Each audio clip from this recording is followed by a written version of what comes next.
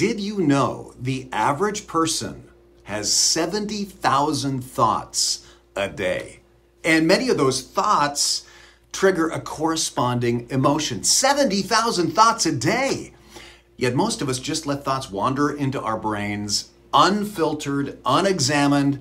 I want to give you two quick principles from my friend Maui pastor Ben Pregnell, who pastors at Hope Chapel, who we're praying for and supporting.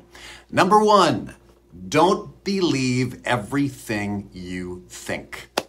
Now, you can't control all the thoughts that just happen to come into your mind, but you can control which ones stay. You and I have got to direct the traffic of our thought lives. You know, sometimes you get accusations and doubts and lies related to your past sins and failures and mistakes. Or sometimes you're tempted to imagine the pleasures of sin. Direct the traffic of your thought life. Don't believe everything you think. And then number two, don't believe everything you feel. You know, if you start to think, how could something that feels so right be wrong? That's when your alarm bell needs to go off. Listen, this is not to say emotions are unimportant. Emotions are hugely important, but your emotions are meant to be gauges, not guides. I'll say it again. Emotions are gauges, not guides. They're gauges about something going on inside of you that you need to deal with, like an oil pressure gauge. It could be as simple as you need sleep, you need a nap, you need a break, you need a friend to talk to.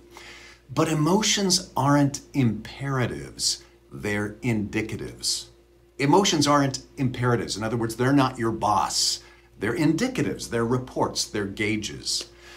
You know, these days it's common to hear people say, just follow your heart. And in context usually means a belief that your heart is a compass inside of you that will direct you to your own true north if you just have the courage to follow it. Your feelings are a true and infallible guide. This can sound so simple and beautiful and liberating, but I'd say one of the lessons of the Bible is don't follow your heart. Follow Jesus.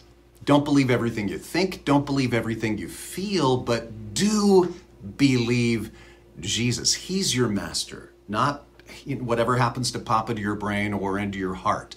Believe whatever Jesus says is true and where Jesus says to go, and not just the thoughts that pop into your head. You know, Jesus didn't say to his disciples, let not your hearts be troubled, just trust in your hearts. That would have made no sense. He said, let not your hearts be troubled. You believe in God, believe also in me.